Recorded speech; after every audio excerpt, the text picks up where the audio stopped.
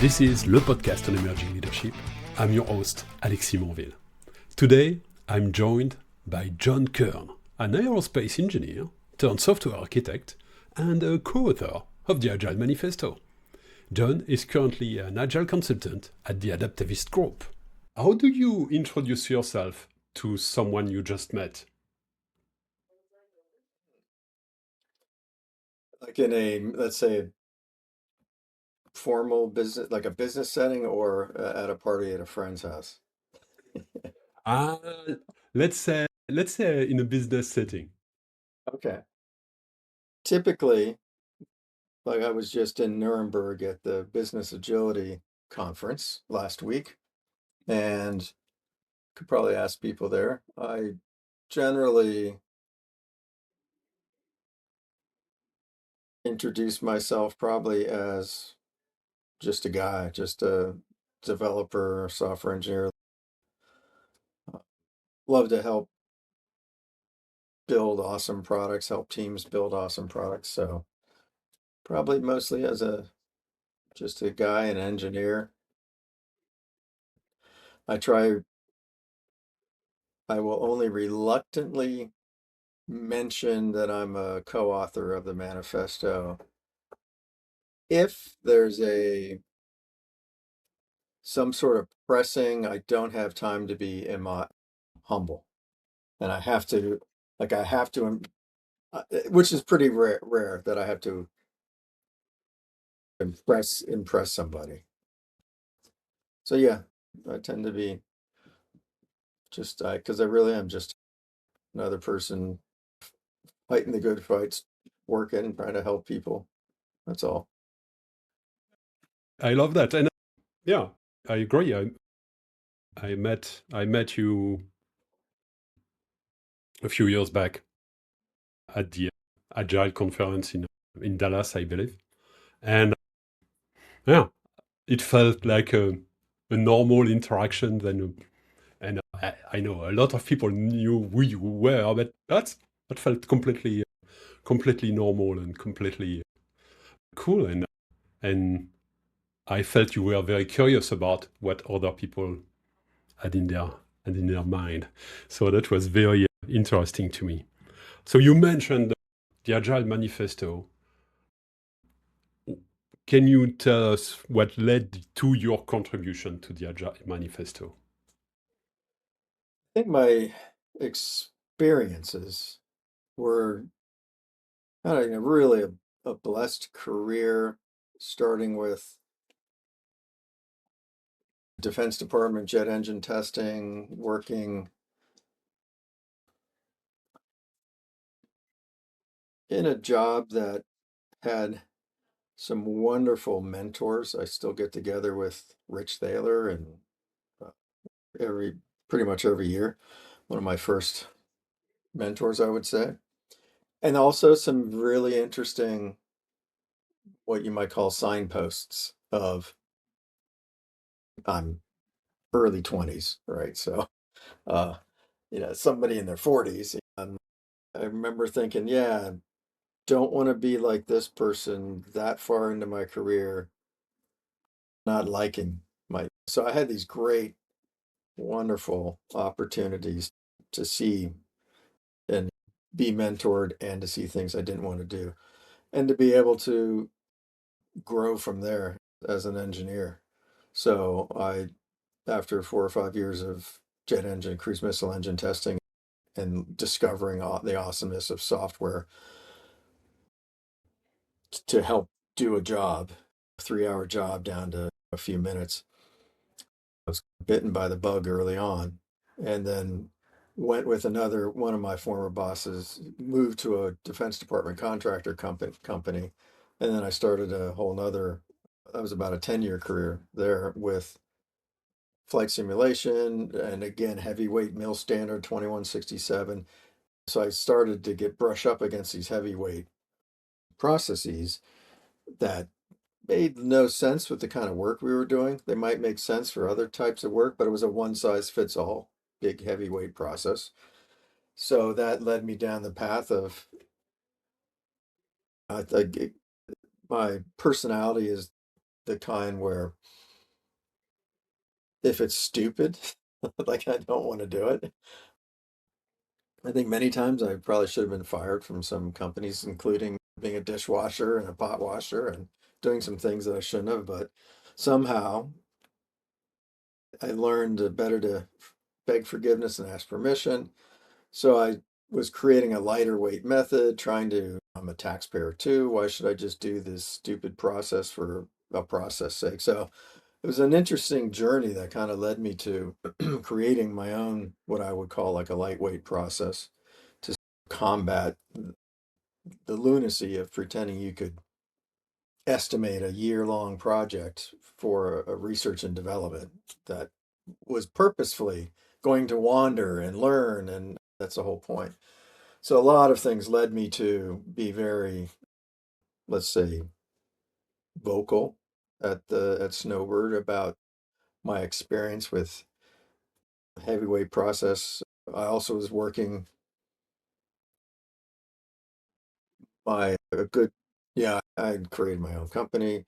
My I started working with Peter Code. He was became an object-oriented mentor, and then basically hired me away from my own company to help found another company together, Soft Together, in the late '90s, early 2000s.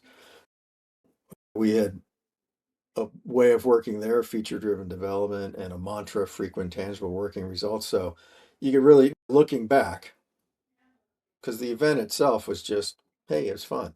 It was like drinking Yeah, beer, exactly. you Mm. know, and writing a few things down and meeting people that I only read in books and magazines. Like I was a younger person there. Um, Maybe Audie and I might have been the two youngsters. So, looking back, it's easy to see why, you know, people, process, and tools, which is kind of like the first value. It was something was a mantra we used at Together Soft. And then how I built my own lightweight defense mechanism process against the world that I was in for the government contracting.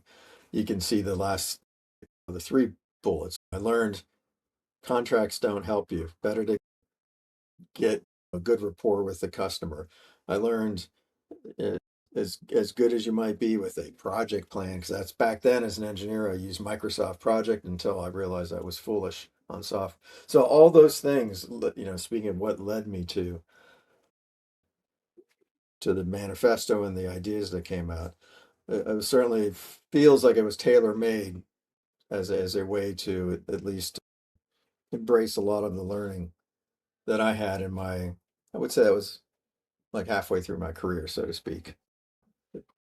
So yeah, it was an amazing opportunity to somehow get all that kind of resonant frequency with others in the room, that these things were consistent across many of the other folks that were the co-authors. Yeah, excellent. So now we are roughly 25 years later. What are some of the misconceptions about Agile you encountered over time? Yeah, I think the blessing and the curse of the manifesto, looking back, is it's an extremely, what I might now call a post-conventional way to make your meaning about how to do software development.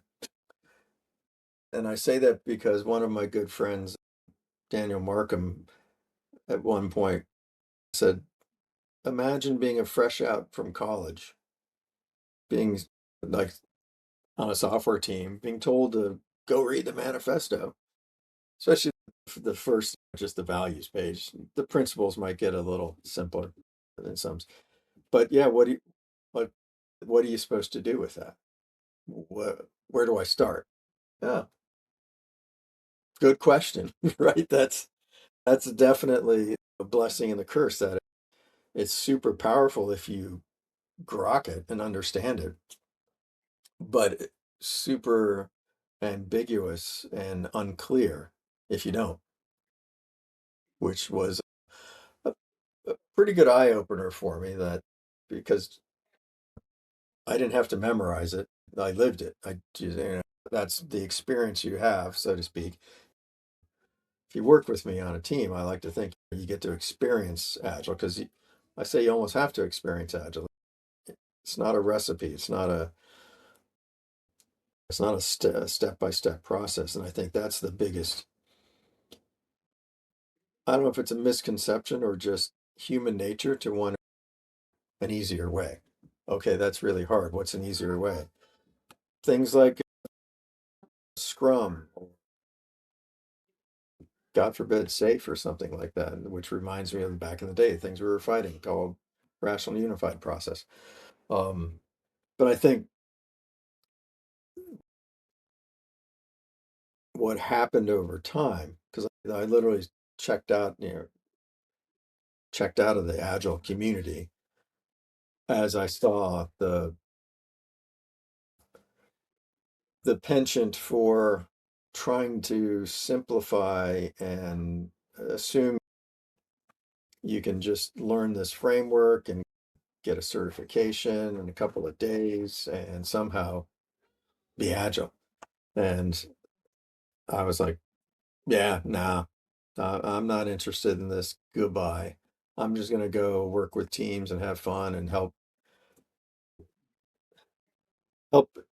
explain through action and involvement how what I think agility is. And I still do that. At Adapters, we happily work with teams to help experience what agility might be. And so, yeah, I think that's the biggest misconception is people fell for, I don't know, I'm not going to say it's snake oil. It, in the right hands, any almost any process will work. And especially if you make sure you tailor it to your world. But making it seem like you just have to follow these 5 steps and you're good, I think sold a lot of management and executives and businesses down a river of that it's no, it's really not that simple. Even though Agile, you can kind of consider it to be simple if you get it, doesn't mean it's easy. So I think that's probably the biggest misconception that led to a bit of a backlash. And another thing happened while I was away from the community. I kind of got brought back in to the Agile Alliance, maybe one gathering before the Dallas one, or a couple.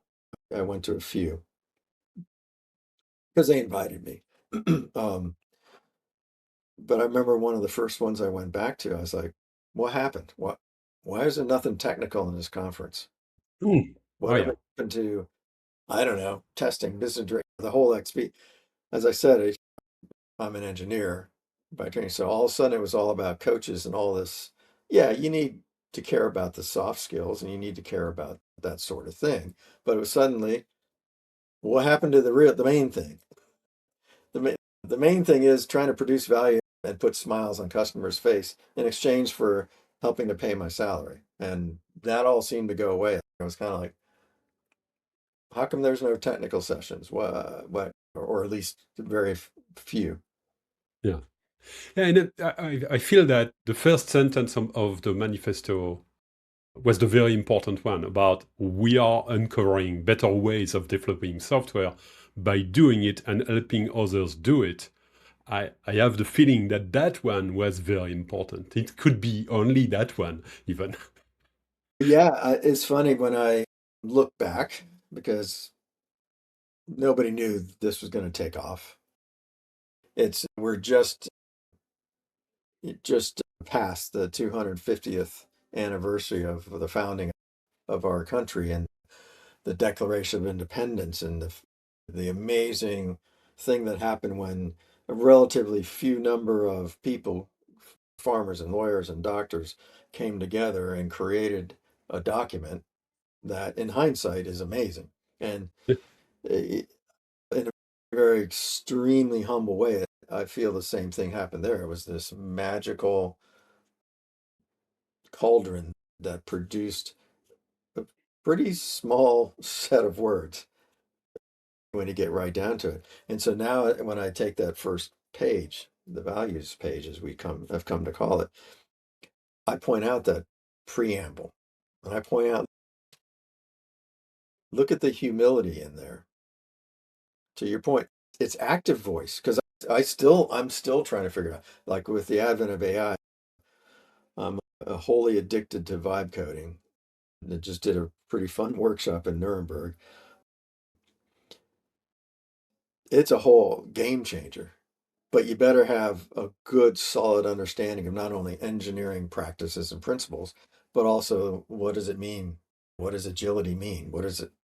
Because, um, but that preamble is so true that we're still uncovering. And how do we do it? Not by reading about it.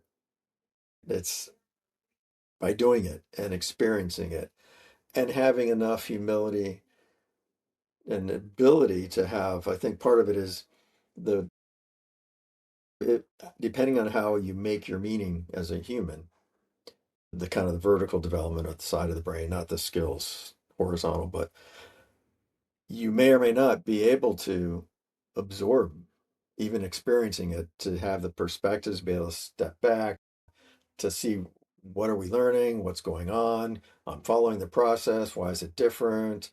I guess we need to predict better or plan more, right? When the whole aspect of that simple, humble phrase is, you're right, a really important one. And I would say the very first value, the people, people and process over tools, but it's individuals and interactions over process and tools. So that also, you could say, just that in and of itself is almost sufficient because the other three are details, so to speak. But if you had the first one, individuals and collaboration over a contract, or you could make over a project Gantt chart. You know, you could also make the case there that the preamble, like we're still doing it, you're never done. Sorry, it's the hardest way to practice because you're constantly have to be on the vigil. A little bit like lean, where 2 second lean. I wonder if I can get this manufacturing process just 2 seconds faster, right? It's that same kind of seemingly never ending quest for the ability to improve and get better and do it more effectively. So, yeah, I'll also say the other thing that I don't know what you call the thing at the bottom, the postamble, preamble, the values, and then the whole bit about the leftover the versus the right. That's also a big dose of humility because it's Yeah. ambiguous. It doesn't say I'm a documentation nut. I- I'm always forcing people to take their knowledge that they post in Slack or on WhatsApp or on a Google Doc, and now let's get it into our knowledge base in Confluence or something like that. I'm always forcing because it's what we do is a lot more complex than I think people understand. So, yeah, it's important to notice those two things, I think, to your Yeah. point. Yeah, I have the feeling that those are polarities. And at the time it was written, the pendulum was really tilting towards one side. And the goal was not necessarily to pull the pendulum completely on the other side, but to say, hey, let's find the right balance between Uh, the things. Yeah, that's a great way. That's a great way to visualize it because it's the right balance for your context. Yeah, And it's going to change. And that's the point is you have to intentionally, one of the things that the manifesto can do is bring attention to different things you may or may not think about. All of those values are pay attention to these things. And then to your point about where do we dial it for this project, for this customer, for this, even down to the feature. Yeah, so that's a great way to visualize it. It's really is like sliders and super highly regulated environment. I might bake in ways to actually capture more documentation and screenshot. Who knows? Because it's going to be a more effective way to deal with something that's super heavyweight, but it just has to be. All right, how can I make it cost less and suck less? That's kind of one of my other mantras is be lazy. Like, That's an interesting one. Give me an example of being lazy that is effective. yeah, even what I was just making up in my mind right there about, I remember way back in the day, 95 to 98, cutting my teeth in architecting IBM's manufacturing execution system as an outside consultant in a company that we got the contract to do. It was discrete manufacturing, and one of my buddies I left my DoD consulting company by that time, formed my own company, and did this big IBM project. One of my other buddies had left the DoD company, and was working in pharma and similarly manufacturing, but that wasn't discrete. It wasn't making computers. It was the more challenging aspect of making medicines and drugs and things that batches, almost like hamburgers. Right? You got a batch of meat, you have to be able to all kinds of weird stuff. And he said we even have to track what exactly did the screen look like, how was it designed when something was being manufactured, versioning, out the wazoo. So being lazy to me is what's maybe a clever use of technology to make that suck less, to put it bluntly. Like, how do you do that? Like, we're going to have the quality assurance people take screenshots and document. Ah, screw that. No, let me build I was actually just doing that just this weekend with a crazy thing that produced 32 different images. And I was like, oh, I'd really like to cut those out. Well, being lazy is, can I get a faster, more effective, cheaper way to do something that I would consider as mundane and tedious? And it's that sort of an attitude. Also, being lazy is don't create so much work ahead of time. Don't.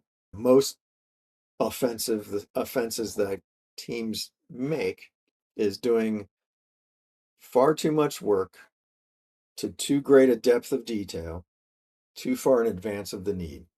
And I'm talking about like big requirements or excessive UX design or crazy stuff.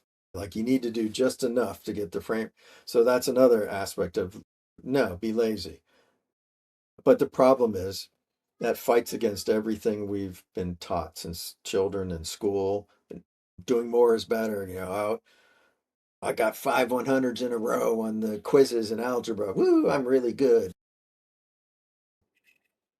That is such a disservice to an agile way of working that you have to fight it.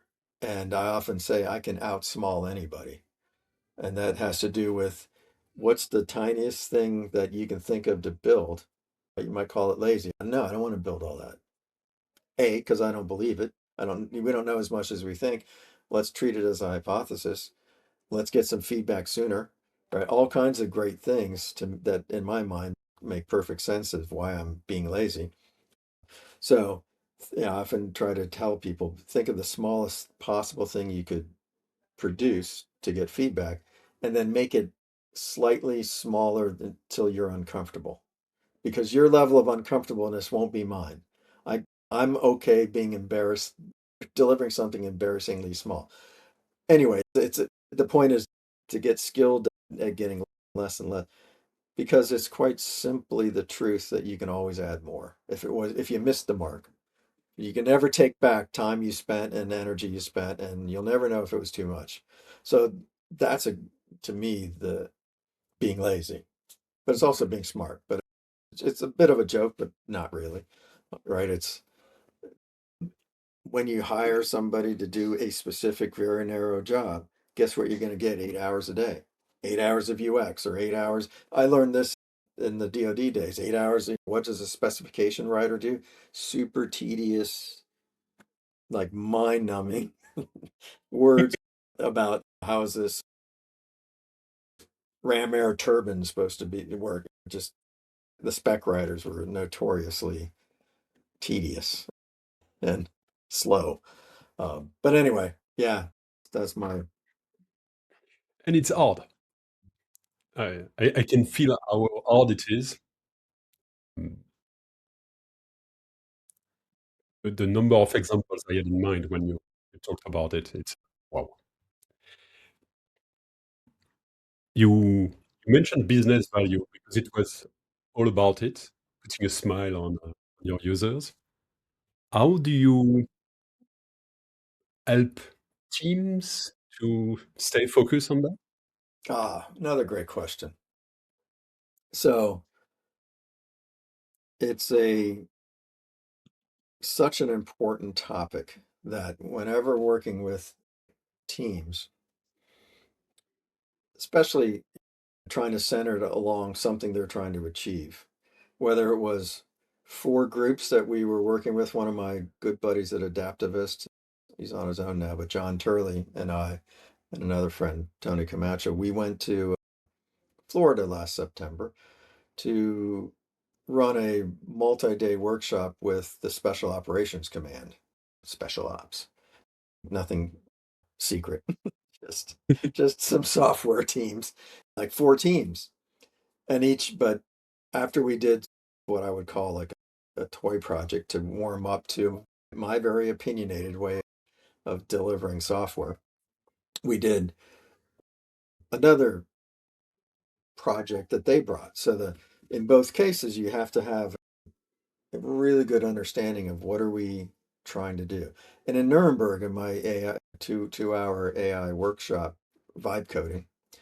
Now, that particular product that we wanted to build was an agile buzzword bingo game. But in all those cases, or if I'm working with a team delivering a benefits package for employee healthcare in the US, every case, what's the very first, after we say hi and learn about each other, but the first actual meaningful exercise is in 25 words or less, what is your business purpose or your system purpose, however you want to think? And teams we coach internally and adaptivist. Why are you here? It's uh, the that funny movie Office Space, the Bob and Bob efficiency experts, right? What is it that you do here? It's humorous, but it's also so critical because if, and I'll explain why. Number one, if you don't know why you're here and what are we trying to do, and it's a recursive. I love learning a few things that apply, whether it's the full product idea that we have, like buzzword, agile buzzword bingo, or a feature or an epic, anything. The point is understanding what we're after, what the outcome is, what the, I can't say it, the raison d'etre or whatever, the reason for existence.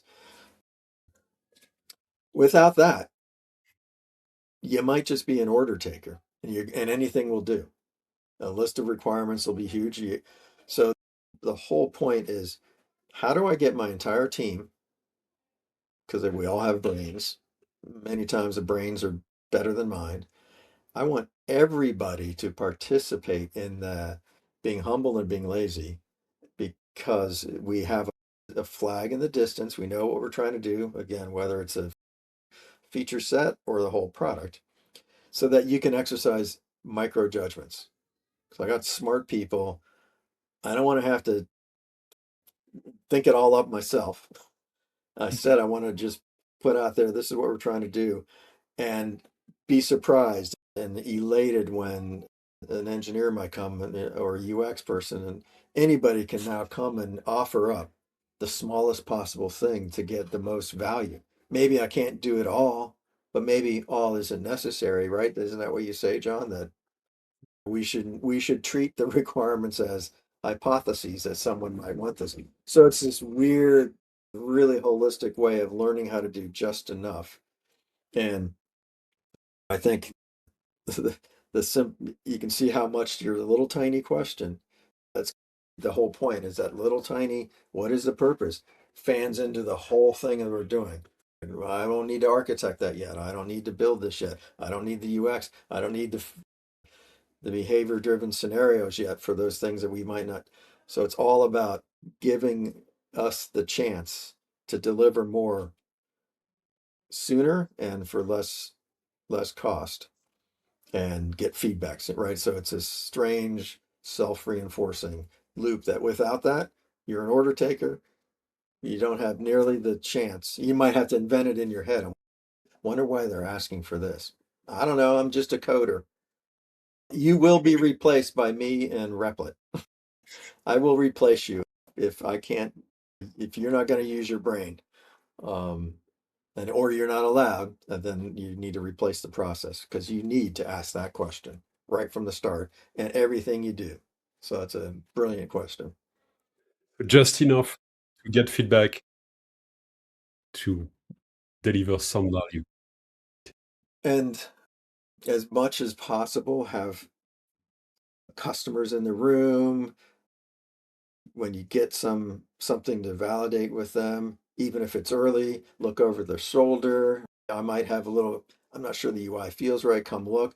All of that is just shortening the, often say, mind the gap in time between doing something and getting feedback.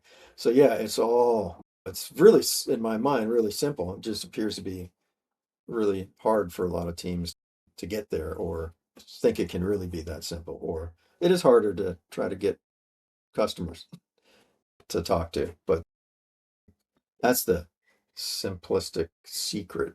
Is, yeah, involve your customers. Yeah. So you mentioned AI twice, so I need to ask about it. How should leaders consider AI in their organization? I'll just narrow it down to the way that I'm thinking about it in the context of building software. I've seen, there was a cool exercise. I spoke in Belgrade, Serbia at a Agile conference maybe 2 years ago. And there was a pretty cool little workshop that he ran with kind of AI at the front end and requirements. And I'm a behavior driven development. I will write my Jira issue. I'll put in there gherkin given when then, because it's a super awesome, fast, and concise way to write a requirement to say, what are the preconditions? What's the person doing? What do they expect? Cool. Versus big paragraphs. And so couple that with maybe some domain models that's necessary depending on where you're at and some UI designs maybe. So I saw how rapidly that, I forget the tools that he had us work in some teams and probably download something on our phone or the computer. I don't remember, but some kind of a um, bot, the AI thing that produced behavior driven BDD. It seemed a little excessive. That was my takeaway. Was okay. I'm thinking in my head, is that good? It's a lot of volume. I wonder how much editing I have to do versus what if I just do it like I do now, do it myself.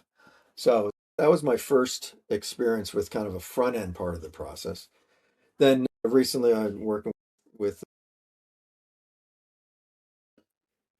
a team, well, actually just a guy, and it was funny. He wanted something that he obviously asked AI to produce the requirements, and it was a fairly interesting technical aspect around solidifying how can you produce something like a certification that's unique and protected and uniquely identifiable. Nobody can copy it and cheat and pretend. Like he was, oh, that's pretty cool. But I could he use some AI tool and build out, and then he dumped it into Jira, like epics and issues. Oh my God. Right now you're really getting on my nerves, right? And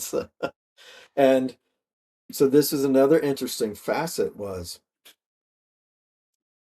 part of the process of taking an idea that you need to build out is working with it. So just because I can get a tool to spit all this stuff out, including BDD, including the specs, including use this API or whatever,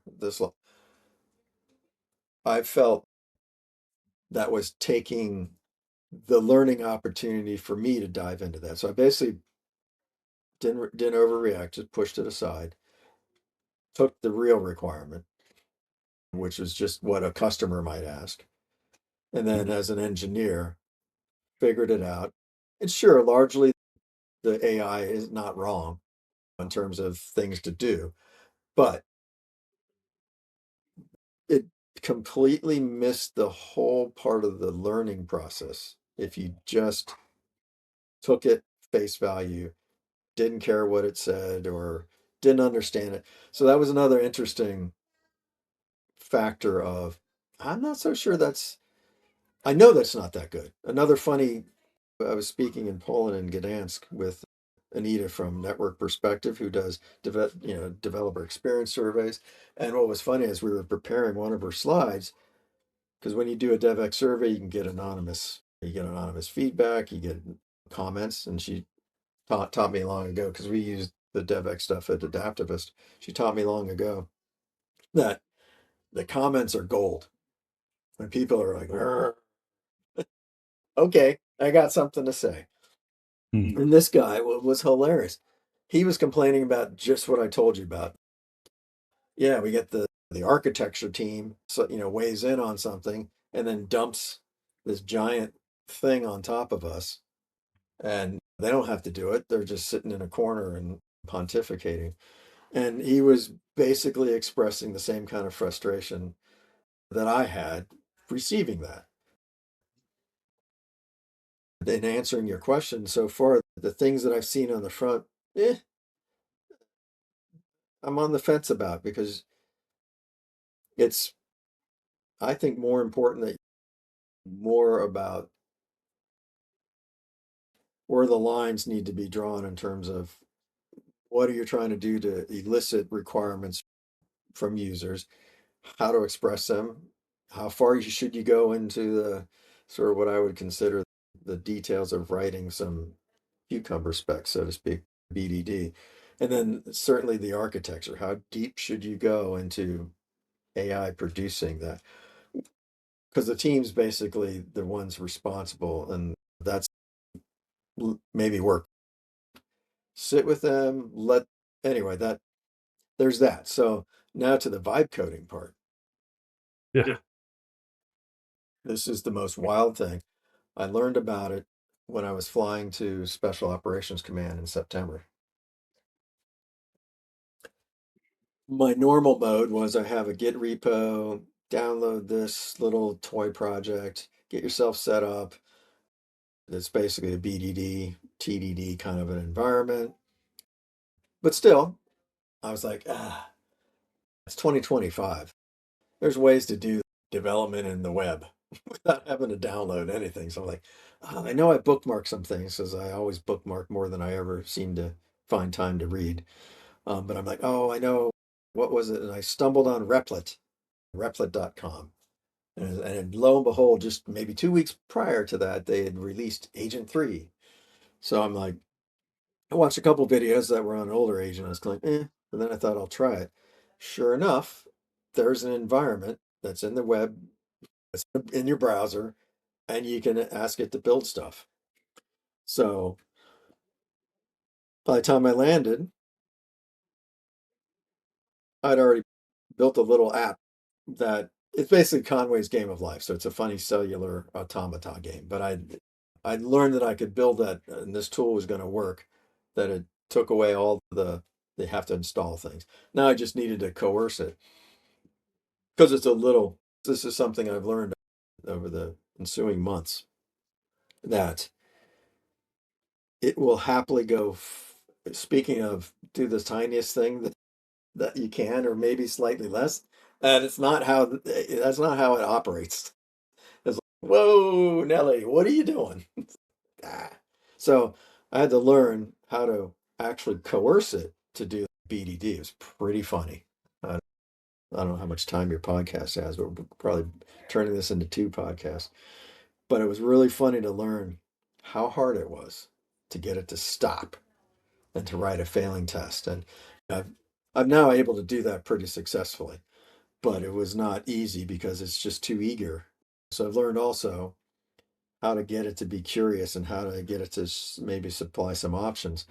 But you can drive it, like what I did with the vibe coding workshop in Nuremberg was very BDD. Write a failing test, write a BDD. I took them through the normal Jon Kern opinionated way to go from a fuzzy idea to something out the door. And we actually produced something and you can run it. It's funny. But yeah, the idea is that the calculations about things that I can now do because of vibe coding has completely changed my approach in terms of I will create amazing things that I never would do if I had to write them by hand. So for many years, I've had for almost probably 2 decades, an application for firefighters, an emergency, whether it's for small rural departments or our biggest one is Arlington, Texas, which is 17 stations, so it's pretty huge. Um, or big pharma companies and universities, stuff like that. So it's a no joke way to try to protect lives and property.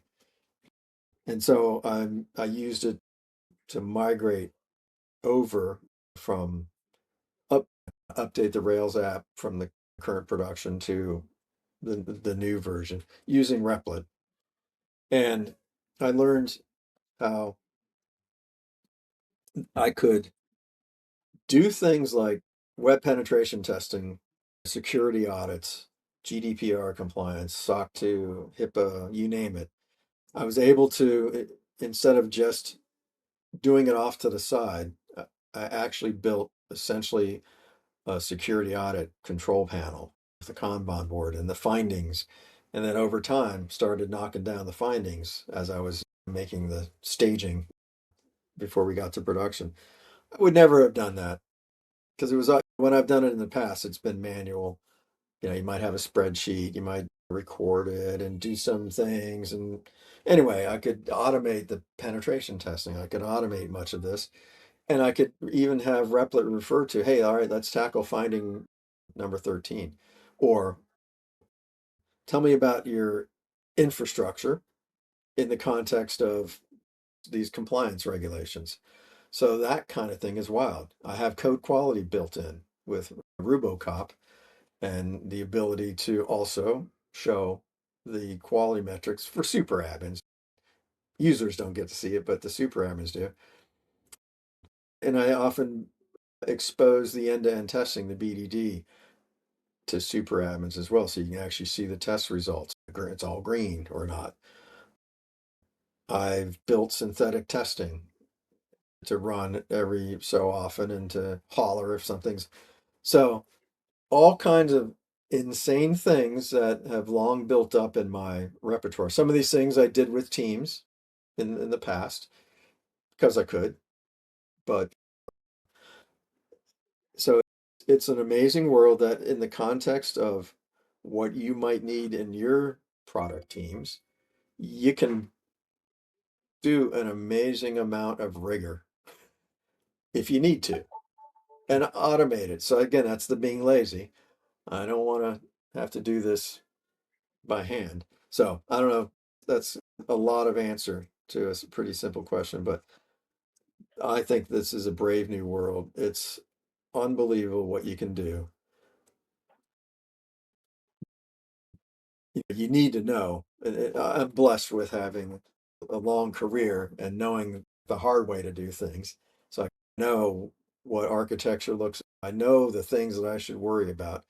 But even with other teams, you can now take some of those non-functional requirements and turn them into things that maybe we can bake into the product to satisfy some of those needs. And at the touch of a button, if brand new client, like a major elevator company that's hosted in Europe, wants to use this firefighting app, and they want to do a security audit type thing. Oh, check this app. Yeah, and it's funny because I hear also things you said before about quality by design and solid architecture in your answer about how to use AI in an effective way. So it's very interesting. Yeah, it's brave new world. It's exciting. Excellent. What is one question I should have asked you that I did not? Huh.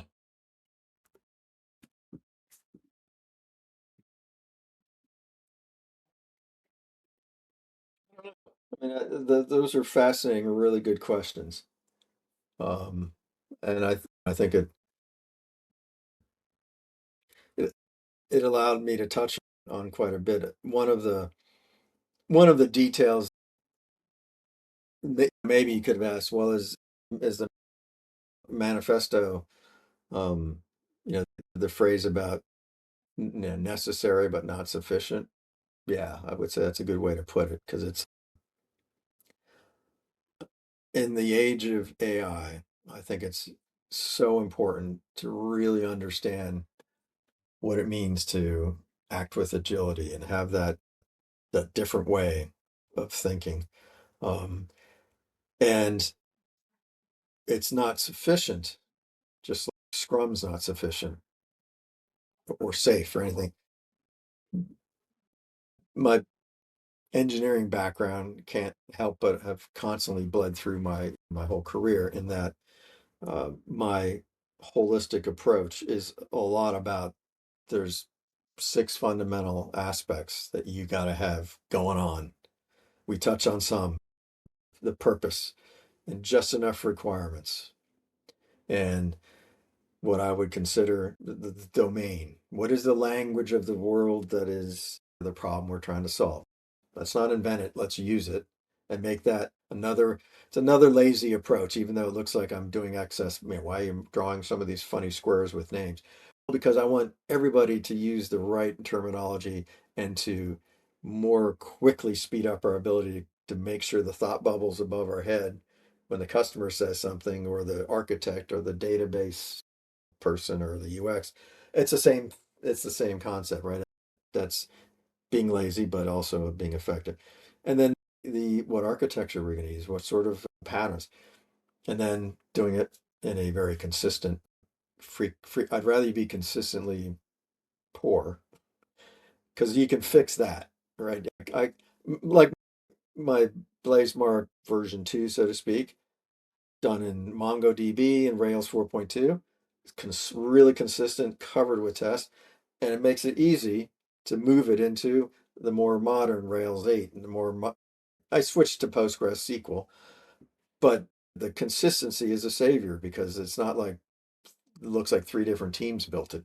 I've worked on systems like that. Oh, why are these same looking things done differently? Oh, yeah, well, it's a long story. So that, and then plus run it with an agile mindset. So that, I think, is also often missing, the art of engineering behind the systems you're building in an agile way. So there, now I've said it. Excellent. Thank you. Thank you very much for enjoying the podcast. Oh, my And pleasure. thank you for listening this episode of Le Podcast on Emerging Leadership. I hope you found today's conversation as insightful and inspiring as I did. If you want to dive deeper into the topics we discussed today, you can find the full episode transcript and all the references we mentioned by visiting alexis.monville.com. Leadership is a continuous journey and is one best shared with others. If you took away something valuable from today's episode, please take a moment to share it with a friend or two who might also benefit from these insights as they navigate their own leadership path. Until next time, keep learning, keep adapting, and keep leading. I'm Alexis Monville, and this has been Le Podcast on Emerging Leadership.